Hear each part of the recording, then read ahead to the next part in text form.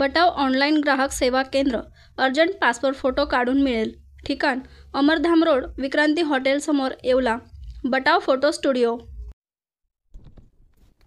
महाराष्ट्र शासनाने नगर परिषद हद्दीतील मालमत्ताधारक या संदर्भात अभय योजना तयार केली आहे। मालमत्ता कर, घरपट्टी, पाणीपट्टी यासह थकीत रक्कम, व्याज माफी संदर्भात शासनाने अभय योजना लागू केली। तरी येवला शहरातील नागरिकांना या अभय योजनेचा लाभ मिळावा अशी मागणी राष्ट्रवादी शरदचंद्र पवार गटाचे संकेत शिंदे यांनी नगरपालिकेचे मुख्याधिकारी तुषार आहेर यांच्याकडे केली आहे। कोणत्याही प्रकारची घरपट्टी तसेच पाणीपट्टी वाढ करू नये अशी देखील मागणी यावेळी करण्यात आली। आज नगरपालिकेमध्ये येवला राष्ट्रवादी शरदचंद्रजी पवार पक्षातर्फे एक निवेदन देण्यात आलं आहे। यामध्ये महत्त्वाचं अभय योजना जी सरकारने लागू केली आहे मेमध्ये, तर ती लागू करावी।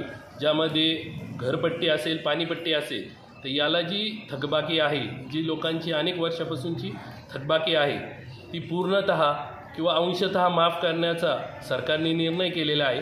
ती योजना येवला नगरपालिकेने राबवावी यासाठी आम्ही आज या ठिकाणी निवेदन दिले। यामध्ये सगळ्यात महत्त्वाचं की जी शास्ती म्हणून 2% महिन्याला व्याज लावलं जातं, जे की वर्षाचं व्याज हे 24% होतं आणि ज्यावेळेस हे व्याज एक अवाजवी प्रमाणेच आहे। जर बँक 10-12% वर्षाला वार्षिक व्याज घेत असेल तर शासनानेच ही शास्ती 24% नेली आणि ती कुठेतरी माफ व्हावी म्हणून याकरिता शासनाने अभय योजना राबवली आहे। ती नगरपालिकेने येवला नगरपालिकेने येवला शहरासाठी राबवावी यासाठी आज आम्ही निवेदन दिले आहे। यामध्ये महत्त्वाचा अजून एक विषय आहे की ज्याप्रमाणे पेटी शॉप असतील किंवा ज्याप्रमाणे आंबेडकर शॉपिंग कॉम्प्लेक्स असेल, यामध्ये जे काय थकबाकी आहेत, जे थकबाकीधारक आहेत, तर त्यांना या व्याजामध्ये सवलत मिळावी अशी तरतूद या योजनेमध्ये आहे की जे कमर्शियल इतरही काही संस्था असतील तर त्यांच्यासाठी सुद्धा ही योजना लागू आहे।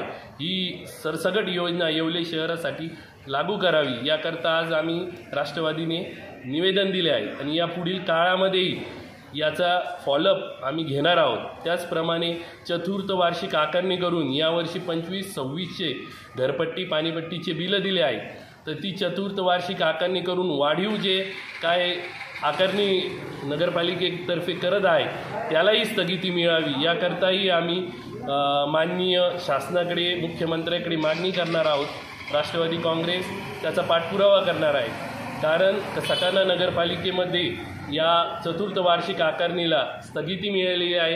कारण मागील काळामध्ये ज्या करोनाचा काळ होता त्या काळामध्ये लोकांची आर्थिक परिस्थिती बघता येवला शहरावर हा भार येवलाच्या नागरिकांवर येऊ नये याकरता म्हणून आज आम्ही नगरपालिकेला निवेदन दिलेले आहे आणि या पुढील काळामध्येही याचा पाठपुरावा आम्ही करणार आहोत।